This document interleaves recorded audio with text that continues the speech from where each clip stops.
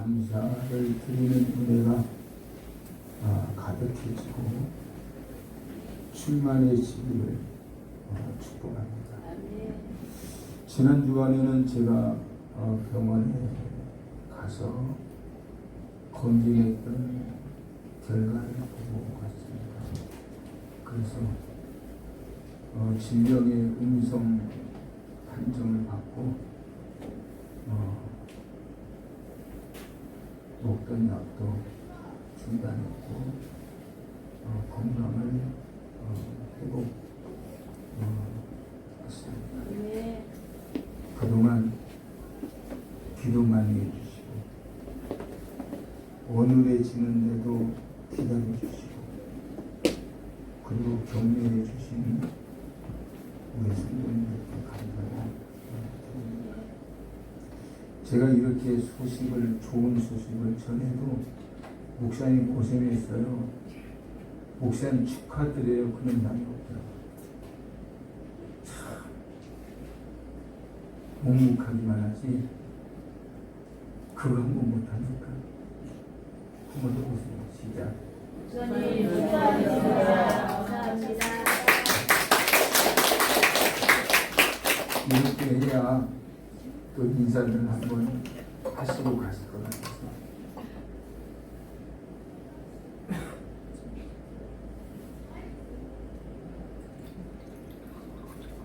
마음속에 있는 것을 밖으로 표현 못하기는 저도 미안 가지인데 여기 흐름이 그런가 봐요. 표현들을 안 해요. 그래서 어느 때는 이거 내가 잘못 말했나? 그러기도 하고 그런데 어쨌든 감사합니다. 저는 오늘 성경 본문 사무엘상 15장 1절 이하 말씀 보면서 실패하는 사람들의 특징, 실패하는 자들이 가지고 있는 특징이 있는데 그 특징을 함께 살펴보고 실패자가 아니라 성공자, 패배자가 아니라 승리자의 삶을 사는 우리 모두가 되어지기를 권면합니다. 사람은 누구나 성공하기를 소원하죠. 나 성공해야지. 2020년은 성공해야지. 그리고 2020년을 출발했습니다. 왜 나는 성공해야지 이런 생각을 갖게 될까요? 단 한 번뿐인 소중한 인생이기 때문에 그런 것입니다.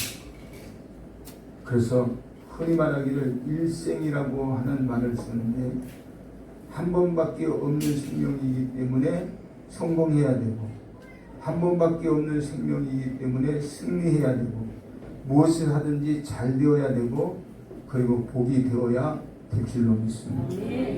그래서 나름대로 성공하려고 성공 좀 해보겠다고 애를 쓰고 있습니다. 하지만 성공하는 거 말처럼 그렇게 쉬운 일이 아니라는 것입니다. 실제로 성공하는 사람들을 꼽아보면 극소수에 불과한 게 현실이다. 제가 웃는 말로 제가 아는 사람들 중에 자녀들이 예체능을 하겠다고 한다면 도시락을 싸가지고 다니면서 말릴 거다. 1000명이 예체능을 하면 그 중에 잘 될 수 있는 사람이 한 사람. 근데 예체능뿐만 아니라 모든 영역 속에서 성공한다는 것이 그렇게 쉬운 일이 아니라고 하는 것이죠. 특별히 성경 속에서 성공할 수 있는 기회가 있었음에도 불구하고 그 기회를 놓쳐버린 사람, 그 사람이 누군가요? 그 사람은 이스라엘의 초대왕 사울입니다. 아무쪼록 사울의 실패 이야기를 반면교사로 삼아서 우리는 실패의 길을 걷는 사람이 아니라 성공의 길을 걷는, 성공할 수밖에 없는 하나님의 축복을 누리는 하나님의 권속들이 되시기를 축원합니다. 사울은 실패한 인생의 전형입니다. 미천한 인간이 왕이 됐으면 크게 성공한 것 같은데, 미천한 존재였는데 하나님의 은혜로 왕이 됐으니까 성공한 게 틀림이 없습니다. 성공한 것이 틀림이 없는 것 같은데 결국 결론은 실패하는 사람, 비참한 최후로 마치는 사람, 얼마나 그 인생을 들여다보면 놀랍고 안타까운지 말로 이루 표현할 수가 없습니다. 사울은 구약 성경에서 가장 비참한 인물이라고 정해도 과언이 아닌 만큼 사울은 하나님이 주신, 입혀주신 모든 은혜를 송두리째 잃어버리고 빼앗긴 사람, 실패할 수밖에 없는 특징을 가지고 있는 사람이라고 오늘 성경은 우리에게 말씀하고 있습니다. 왜냐하면 그는 겉으로 보면 신앙인이었습니다. 겉으로 볼 때 사울은 하나님을 믿는 사람처럼 보였습니다.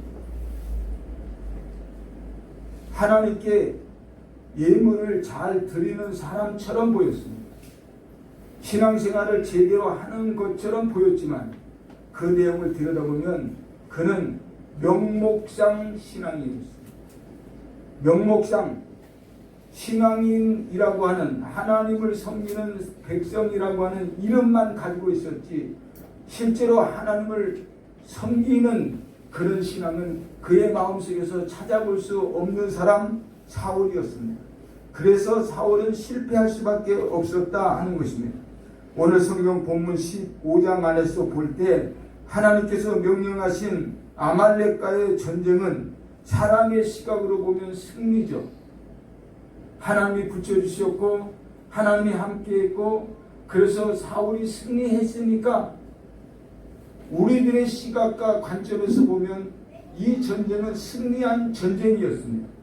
그런데 하나님의 시각에서 보면, 하나님의 관점에서 들여다보면 이 전쟁은 완전한 패배의 싸움이었습니다.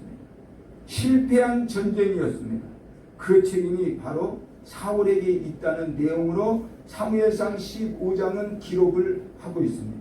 아말렉은 대대로 이스라엘 나라의 원수 나라 아니었습니까?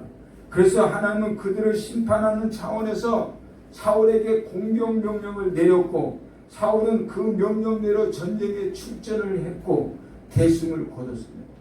그런데 하나님은 크게 진노하셨대요.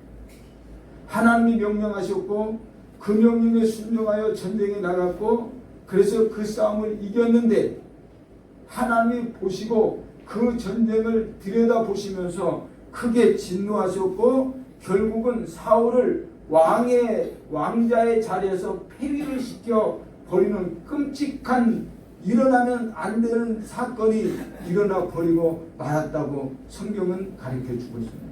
그 이유는 15장 11절 말씀을 보면 11절에서 이렇게 말합니다. 내가 사울을 왕으로 세운 것을 후회하노니 그가 돌이켜서 나를 따르지 아니하며 내 명령을 행하지 아니하였음이니라 하신지라. 사무엘이 근심하여 온 밤을 여호와께 부르짖으니 사무엘 선지자는 그래도 사울의 편에 섰어. 하나님 그럴 수가 있습니까? 하나님이 명령하셨고 그 명령에 순종하여 출전했고 그래서 전쟁에 이겼는데 하나님 한번 봐주시면 안 되겠습니까? 온 밤을 세우면서 사울을 위하여 부르셨어요.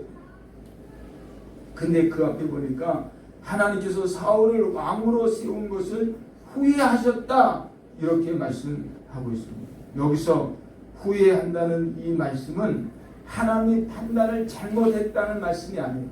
내가 너를 잘못 판단해서 너를 괜히 왕으로 세웠어 그 뜻이 아니라 사울이 하나님을 거역하는 모습을 보고 너무나 안타까워하셨다.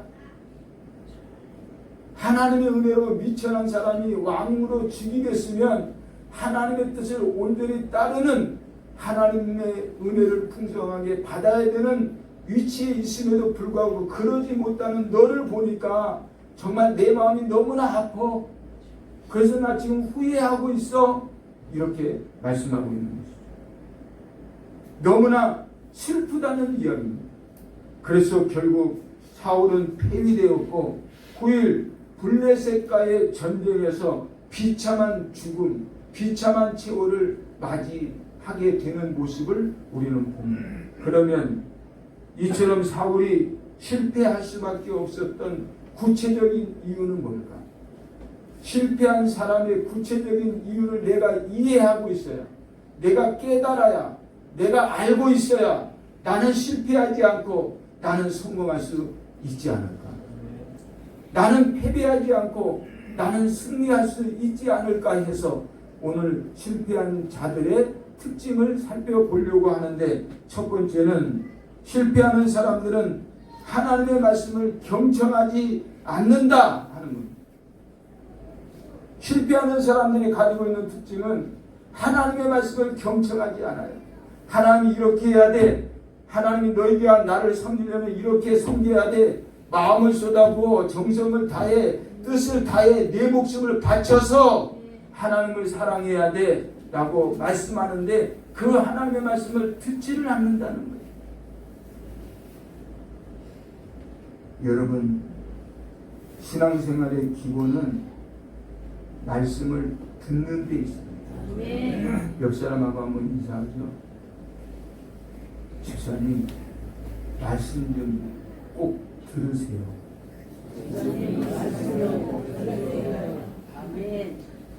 말씀을 들어요. 하나님을 믿는 사람이 하나님의 말씀을 듣지 않고 자기 생각대로 산다면, 자기 생각대로 살아간다면 그는 하나님을 믿는 사람이라고 말할 수 없죠. 하나님을 믿는다는 이 말은 나는 내 생각대로 사는 사람이 아니라 나는 하나님의 말씀대로 사는 사람이야, 나는 하나님의 말씀을 듣는 사람이야 라고 하는 의미가 아니겠습니까? 그러므로 무엇보다 먼저 하나님의 말씀에 귀를 기울여야 한다. 전도서 5장 1절 말씀 보니까 너는 하나님의 집에 들어갈 때 네 발을 삼갈지어다. 가까이 하여 말씀을 듣는 것이 우매한 자들의 재물을 드리는 것보다 나으니 라고 말씀합니다. 무슨 말씀인가요? 말씀을 듣는 것이 형식적으로 예배하는 것보다 훨씬 더 좋은 거다. 그런 형식적으로 예배하는 거 중단하고 하나님 말씀에 귀를 기울여야 된다 라고 하는 말씀. 하나님의 말씀에 귀를 기울여야 된다. 그래서 모든 예배에는 말씀이 중심이 되어야 됩니다. 말씀이 없는 예배는 없습니다. 아무리 짧은 예배라도 말씀이 있기 마련입니다. 시편 1편 1절 이하에 보면 복 있는 사람은 악인의 길을 따르지 아니하며 죄인들의 길에 서지 아니하며 오만한 자들의 자리에 앉지 아니하고 오직 여호와의 율법을 즐거워하여 그의 율법을 주야로 묵상하라. 이게 복 있는 사람. 하나님 말씀에 귀를 기울이는 사람이 복 있는 사람이에요. 하나님의 말씀에 귀를 기울여야 죄인의 길에 서지 않는데, 오만한 자의 자리에 앉지 않는데, 그래서 의를 행하며 하나님의 뜻을 성취시켜가는 사람이 될 수 있다고 말씀하고 있습니다. 복 있는 사람은 세상의 소리를 듣지 않습니다. 복 있는 사람은 세상의 소리에 귀를 기울이지 않습니다. 하나님의 말씀을 경청하고 그 말씀을 묵상하면서 하나님의 음성에 귀를 기울입니다. 그러면 우리도 한번 생각해보자. 나는 어떤 소리에 귀를 기울이고 사는가? 나는 어떤 소리에 귀를 기울이고 사는가? 세상에서 들려오는 그 소리 때문에 걱정하고 염려하고 불안하고 하나님의 뜻대로 기뻐하지 못하고 기도하지 못하고 감사하지 못한다면 우리는 세상의 소리를 듣는 사람입니다. 우화에 보면 아버지와 아들이 살고 있는데 하루는 당나귀를 끌고 가는 도중에 어떤 사람이 보면서 이렇게 말을 했대요. 아니, 당나귀를 옆에다 두고 왜 둘이서 걸어가냐? 당나귀와 함께 가면서 두 사람이 다 걸어가는 모습이 참 어리석습니다. 그 말을 들은 부자는 함께 당나귀의 등에 올라타고 길을 가고 있습니다. 잠시 후 두 번째 사람은 이렇게 말을 했대.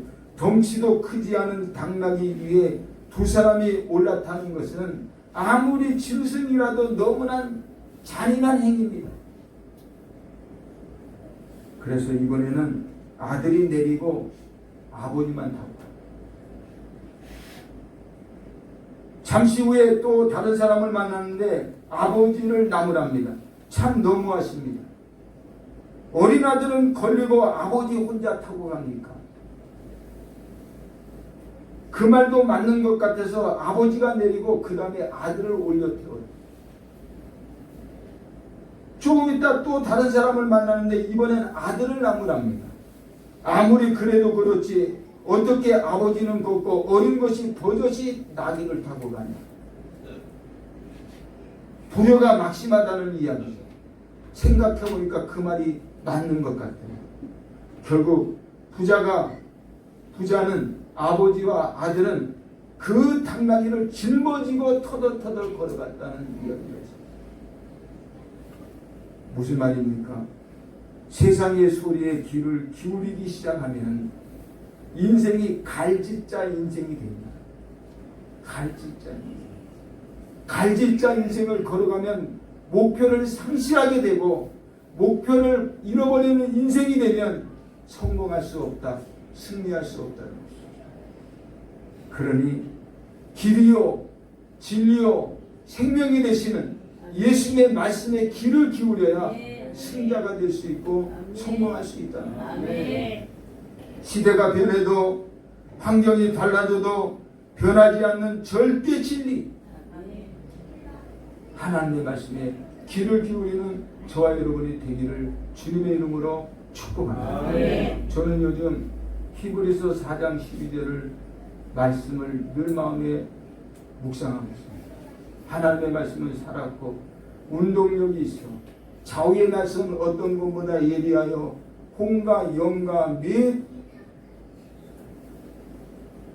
관절과 골수를 찔러 쪼개기까지 하며 마음의 생각과 뜻을 감찰하십니다. 하나님의 말씀은 살았대요. 운동력이 있대요. 좌우에 날이 서 있는 어떤 것보다 예리해서 우리의 혼도 찌르고 우리의 영도 찌르고 관절과 골수를 찔러 영혼과 정신과 우리의 육체까지도 치료하는 수술의 칼날이 돼서 우리를 온전케 하신다는 말씀입니다. 그런데 우리는 그 말씀을 경청하지 않아요. 승리의 능력, 성공의 능력은 말씀에 있습니다. 그래서 말씀을 경청해야 승자가 될 수 있다. 근데 실패하는 사람들의 특징은 하나님의 말씀에 귀를 기울이지 않는다. 사울이 오늘 본문 속에 나오는 사울이 하나님의 말씀에 귀를 기울이지 않았기 때문에 왕의 자리에서 폐위를 당했고 결국은 처참한 마지막 죽음을 맞이할 수 있었다 하는 겁니다. 사랑하는 여러분, 우리가 하나님의 말씀을 들어야 좌로나 우로나 치우치지 않고 흔들리지 않습니다. 결국은 승리하고 복을 얻게 됩니다. 말씀에 집중하십시오. 말씀에 집중하십시오. 말씀에 집중하는 것이 이기는 길이요 승리하는 길이요 성공의 길이요 그렇게 되어지기를 주님의 이름으로 축원합니다. 두 번째는 실패하는 사람들의 특징은 말씀에 순종하지 않는다. 말씀에 순종하지 않는다.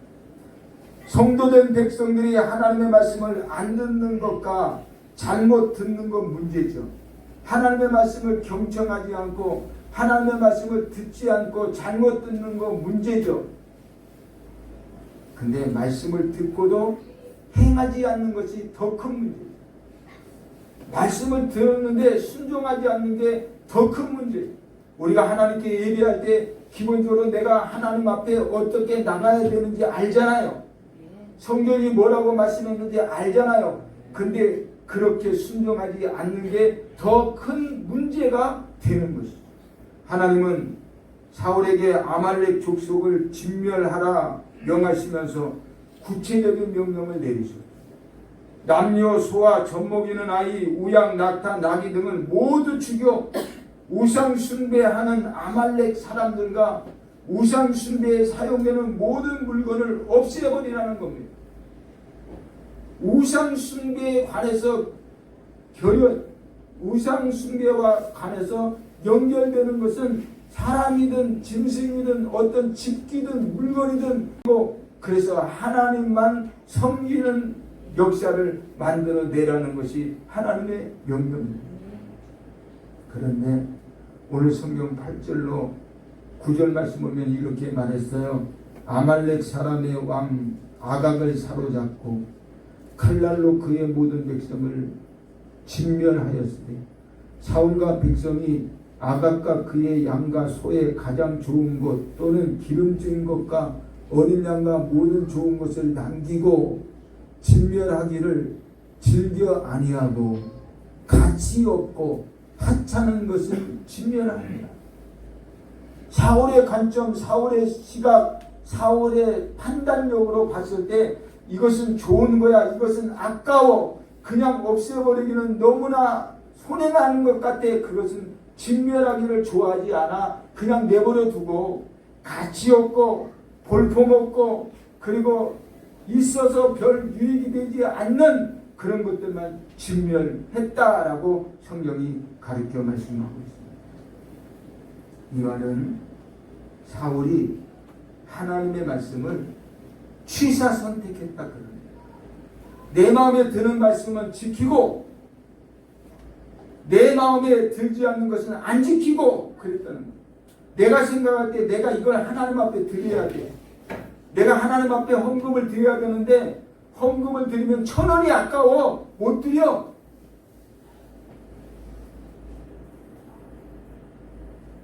하나님 말씀에 불순종하는 이것은 안 됩니다.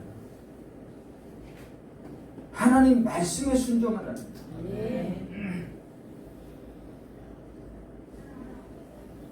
취사 선택한 것은 하나님의 말씀에 순종하는 것이 아니죠.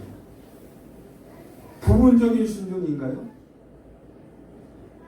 거의 순종 다 한 건가요? 절반 순종한 건가요? 이런 모습은 모두가 불순종입니다. 불순종은 하나님의 진노를 자초한다.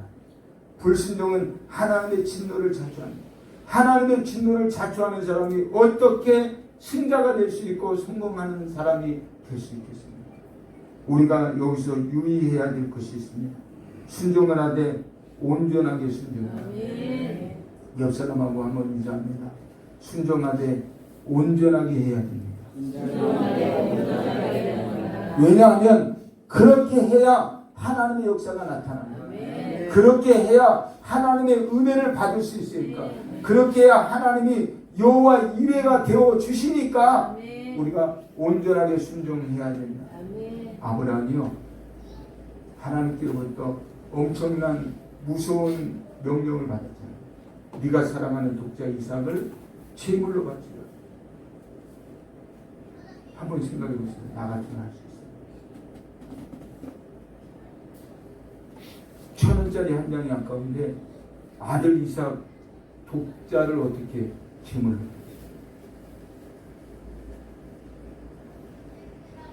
아브라함이 아들 이삭을 데리고 모리아 산까지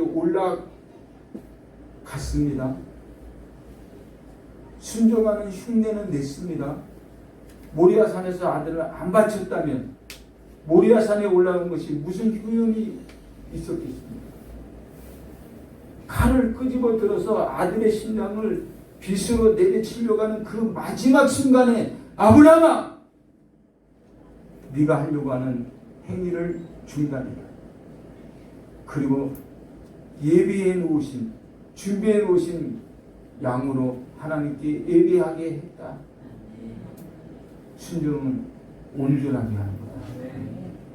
열왕기하 5장을 보면 아람 장군 나만이 문둥병에 걸려서 고생을 했어요.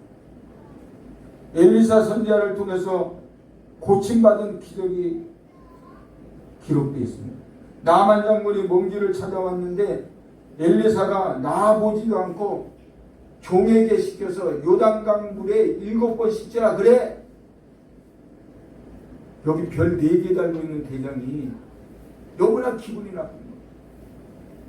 내가 이 먼 길을 당신 얼굴 보고 혹시 안수라도 받을 수 있을까 해서 왔는데 내다보지도 않고 뭐 요단강에 몸 7번 씻으라고. 우리나라는 요단강보다 훨씬 깨끗하고 수질 좋은 물이 넘친다 넘쳐. 투덜투덜대면서 그냥 막 지나쳐 가려고. 그때 부하들이 말하죠. 장모님의 목적이 뭡니까? 수질 좋은 물에다가 몸 씻는 겁니까? 그거 아니잖아요. 고침받으려고 왔잖아요. 근데 하나님의 선지자가 요단강 물에 7번 씻으라고 하니 믿지야 본전 아닙니까? 씻어나 봅시다. 그래서 못 이기는 척하고 요단강에 몸을 담그기 시작해요. 1번 담그고 2번 담그고 5번 담갔는데 몸은 여전히 문둥이. 근데 7번 마지막 담그고 올라왔는데 그 살이 어린아이 살처럼 휘어졌더라라고 성경은 기록합니다. 온전한 순종, 끝까지 최선을 다하는 순종이 나를 살리고 나를 승리하게 하고 나를 성공하게 할 줄로 믿습니다. 요한복음 2장에 보면 예수님께서 가나 혼인 잔치집에서 물을 가지고 포도주로 만든 기적의 역사가 기록되어 있습니다. 물이 변해서 포도주가 되게 하는 이 기적의 역사의 요인이 뭡니까? 마리아가 종들을 불러서 이렇게 말합니다. 주께서 뭐라 하시든지 주님께서 무슨 명령을 내리시든지 너네들은 대꾸하지 말고 순종. 그래서 물을 떠다가 항아리에 부으라면 붓고 항아리에 있는 물을 다시 퍼서 축하객들에게 떠다 줘라 그러면 떠다 줬고, 그랬더니 결론이 어디서 이렇게 질 좋은 포도즙이 생겨나느냐? 칭찬하더라. 물이 변해서 포도주가 됐다라고 성경이 가르쳐 줍니다. 하인들이 순종하는 그 순종의 신앙이 결정적인 역할을 했다는 거예요. 근데 실패하는 사람들은요, 하나님의 말씀을 순종하죠. 다 자기가 똑똑한 것처럼 착각하고 있어요. 내가 똑똑하지 착각 속에서 살고 있어요. 저 바보들 나처럼 해봐 요렇게 그러면서 착각하면서 그러면 실패하죠. 그러면 망하게 됩니다.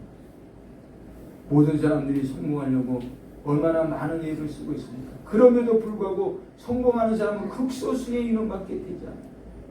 우리는 그 극소수의 인원 속에 들어가기 위해서 힘쓸 게 아니라 모든 봉사를 주관하시고 다스리시는 하나님의 뜻에 맞춰서 하나님의 능력으로 성공해야 되고 하나님의 은혜로 승리해야 되고 하나님이 준비하신 그 역사로 복을 받아야 될 줄로 믿습니다. 그런데 왜 우리는 순종하지 못하는 것인가요? 잘난 이성 때문에. 그 잘난 이성 때문에. 그 알량한 지식 때문에. 그리고 결정적인 이유는 욕심 때문에. 욕심 버리세요. 2020년에는 욕심을 빼버려야 성공할 수 있어요. 아이들도요, 욕심 부리면 가르쳐야 돼요. 욕심 부리면 안 된다고 가르쳐야 돼요. 어떤 부모는 욕심을 아이들한테 가르쳐요. 이 바보야, 그렇게 살아갖고 네가 이 거친 세상을 어떻게 살려고 그래. 이거 멍충이 아니야, 멍충이. 그러면서 아이들을 욕심을 가르쳐요. 아주 최상의 어리석은 부모죠. 이것 때문에 성공하지 못하는 거예요. 이 사울이 그랬단 말이죠. 욕심. 좋은 것은 다 감춰놓고 나쁜 것, 가치 없는 것, 감나가지 않는 것만 진멸했대요. 얼마나 그 마음속에 욕심이 더덕더덕 붙었으면 하나님의 명령인데 하나님의 말씀인데 거기 순종하지 않고 자기 욕심만 챙겼대요. 그래서 왕의 자리에서 쫓겨났대요. 그리고 처참한 죽음으로 마지막 인생을 맞이했다라고 성경은 가르쳐주고 있어요. 안타깝습니다. 불순종이 하나님의 진노를 피할 수가 없었어요. 사울은 망할 수밖에 없었어요. 저와 여러분은 말씀에 온전히 승리하고 성공하시기를 예수 그리스도의 이름으로 축복합니다. 세 번째는 실패하는 사람들은 핑계로 정당화시킵니다. 핑계를 대면서 정당화시켜요. 이러했으니까 이거 정당한 거다 이렇게 핑계를 대는 거죠. 사울을 감찰하시는 하나님께서 선지자 사무엘을 통해서 사울을 질책합니다. 그때 사울은 회개하기를 거절하고 핑계로 자신의 행위를 정당화시켰대요. 내가 하나님께 좋은 짐승으로 예배하려고 그랬더니 아니 하나님을 속여 하나님을 속여. 그런데 어떻게 승리자가 됐어요? 하나님을 속이는 양심 가지고 어떻게 성공할 수 있겠어요? 신약 성경에 보면 아나니아와 삽비라고 하는 사람, 은혜는 좀 받은 것 같아요.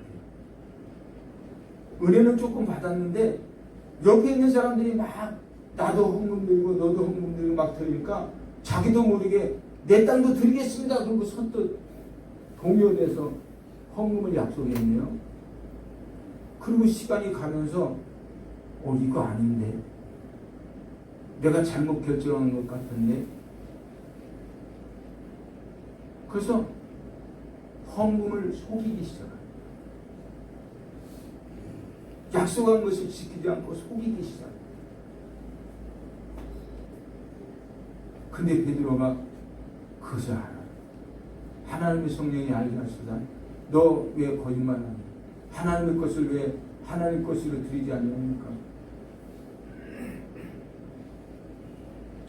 일부를 숨겨놓고 일부를 들여서 거짓말시키고 정당화시켜요. 그러자마자 아내가 죽어요.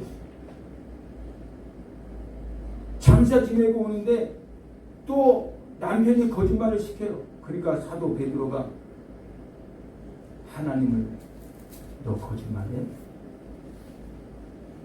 책망할 때 그 남편과 함께 죽어 장사를 해요. 하나님이 무언가를 지적할 때는 기회를 주는 거예요. 신앙생활을 잘못하는 사람에게 신앙생활 잘해야 됩니다. 그리고 지적하면 하나님이 나한테 기회를 주시는 거예요.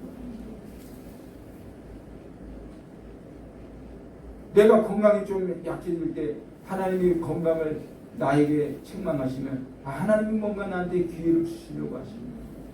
회개하고 받아들여야죠. 근데 자기 나름대로 자꾸 핑계를 댑니다. 핑계를. 이건 이렇고 저건 저랬습니다. 핑계를 대면서 자기의 행동을 정당화시켜가는 거예요. 정당. 다르게 표현하면 하나님에게 대항하는 거예요.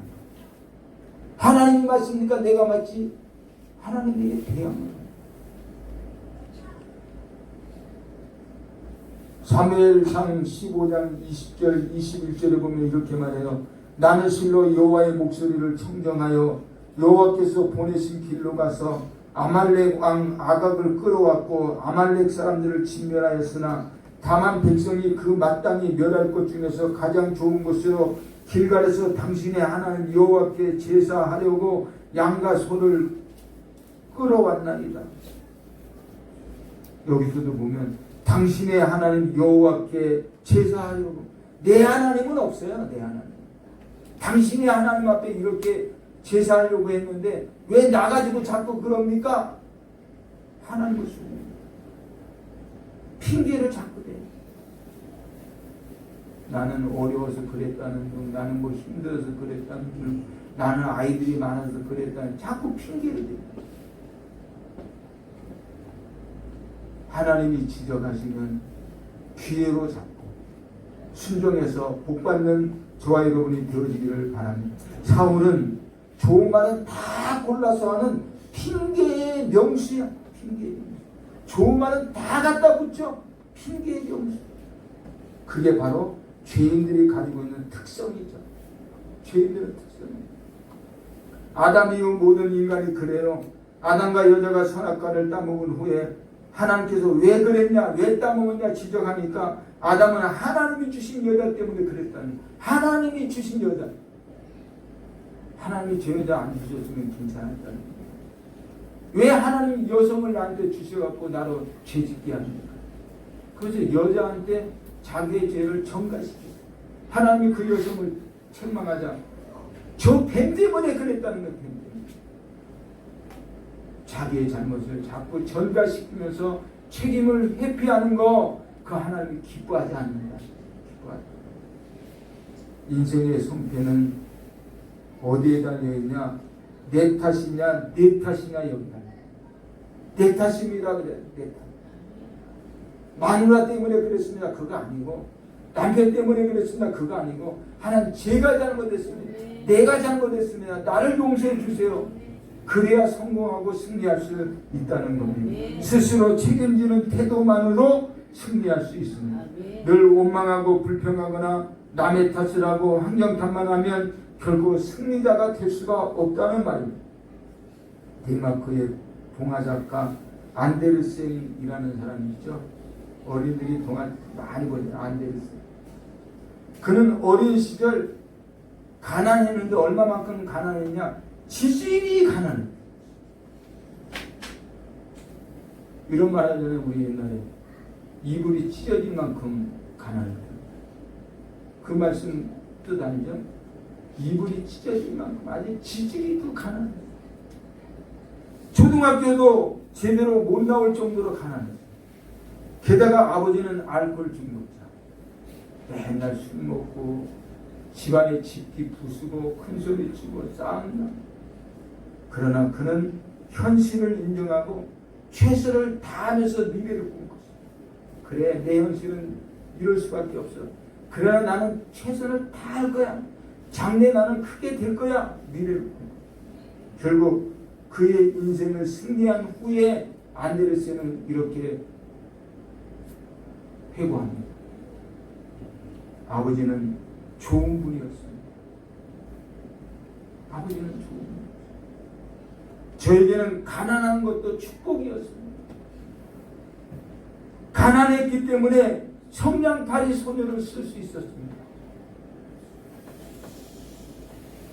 못생겼다고 놀림을 당하면서 성장했기 때문에 미운 오리 새끼를 쓸 수 있었습니다.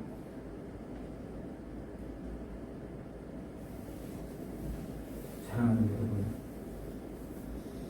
우리가 당하기도 하고 겪기도 하고 스쳐 지나쳐 가기도 하는 모든 인생을 하나님 주신 기회로 삼고 회개하고 기도하고 하나님 앞에 간구하고 도움을 청하면 우리도 안데르센처럼 얼마든지 승리할 수 있고 성공할 수 있고 은혜 받을 수 있고 축복을 받을 수 있음을 믿고 절대 핑계대지 말자. 핑계대지 말자. 자기의 잘못을 자꾸 정당화시키지 말자. 그래야 우리가 승리자가 됐어. 제가 오늘 실패하는 사람들에 대한 특징을 살펴보는 것은 우리는 절대 실패자 되지 말자. 우리는 절대 성공자가 되어야 된다. 승리자가 되어야 된다. 아멘. 할렐루야. 저와 여러분이 반드시 그런 삶을 살아갈 수 있기를 바랍니다. 이제 말씀을 마치려고 합니다. 실패하는 사람을 들여다보니까요, 후회만 해요. 후회만 하고 있어요. 사람은 누구나 실수할 수 있어요. 그리고 인생을 살다 보면 실패하는 일이 다반사입니다. 사실 실패해도 괜찮아요. 다음에 승리하면 되니까. 넘어져도 괜찮아요. 또 일어나면 되니까. 의인은 7번 넘어져도 다시 일어난다 하잖아요. 더 큰 승리의 디딤돌이 될 수 있을 것을 믿고 우리는 일어나야 되고 다시 뛰어가야 됩니다. 그래서 실패는 성공의 어머니라고 말을 하고 있습니다. 근데 문제는 실패하고도 계속 핑계만 대고 후회만 하는 데 있다는 거죠. 주를 섬기는 믿음의 백성들은 후회하지 말고 회개하면 됩니다. 진정한 회개는 돌이킴과 결단을 포함한 방향 전환인 것입니다. 방향 전환. 잘못 살아왔으면 빨리 뒤돌아서야 돼요. 유턴해야 돼요. 빨리 방향지시등을 바꿔야 돼요. 그래야 우리가 패자가 되지 않고 승자가 될 수 있음을. 우리는 그냥 있는 자리에서 아쉬워하고 마는 겁니다. 차원이 다른 거예요. 후회하는 사람은 발전할 수 없어요. 사울을 보세요. 그는 항상 후회만 하는 자리에 있었어요. 얼마나 자주 그랬는지 모릅니다. 다윗을 핍박할 때도 얼마나 후회를 많이 했습니까? 내가 너한테 그랬어? 후회해요. 근데 회개는 안 해요. 언제나 후회만 해요. 그러니까 성공할 수 없어요. 그러니까 패할 수밖에 없어요. 그러니까 왕의 자리에서 쫓겨나는 거예요. 그러니까 비참한 죽음을 맞이할 수밖에 없는 것이죠. 다윗이 사울을 결정적으로 죽일 수 있는 여러 번의 기회가 있었지만 번번이 살려주잖아요. 그때마다 그는 양심의 가책을 느끼면서 후회해요. 근데 그때뿐이었어요. 그때. 뒤돌아서는 다 잊어버려요. 받은 은혜도 생각나지 않아요. 그래서 또 죽이려고 해요. 오늘 본문에도 그렇습니다. 그의 마음속에는 철저한 회개가 없어요. 들통나니까 눈 가리고 아웅식이었어요. 그러나 여러분, 하나님은 절대 속지 않습니다. 하나님은 절대 속지 않습니다. 사울과 다윗을 비교하면서 저와 여러분이 어떻게 살아야 실패자가 되지 않을지, 2020년을 이제 막 출발하면서 우리가 다시 한번 깊게 생각하고 2020년은 반드시 성공하자. 2020년은 반드시 승리하자. 2020년은 반드시 예수 안에서 잘되는 저와 여러분이 되어지기를 주님의 이름으로 축복하고 축복합니다. 사울을 반면 교사 삼으시고 어떤 상황에서도 실패의 습관이 아닌 믿음의 행위로 반드시 승리하는 우리가 되어지기를 주님의 이름으로 다시 한번 축복합니다. 기도하겠습니다. 좋으신 우리 하나님 아버지, 오늘은 실패자 사울함을 들여다봤습니다. 주님, 말씀을 청종하지 않는, 그 말씀에 순종하지 않는, 이것저것 갖다 대 핑계하면서 자신의 삶을 정당화시키는 어리석은 우를 우리가 범하지 않도록 도와주시고 지켜주시고 은혜 주셔서 복이 되게 하여 주옵소서. 2020년은 반드시 승리자, 반드시 성공자, 반드시 은혜 안에 사는 하나님의 거룩한 백성으로 자리매겨 가는데 조금 더 부족함이 없게 도와주시옵소서. 함께 하심을 감사드리며 예수 그리스도 이름으로 기도드렸습니다. 아멘.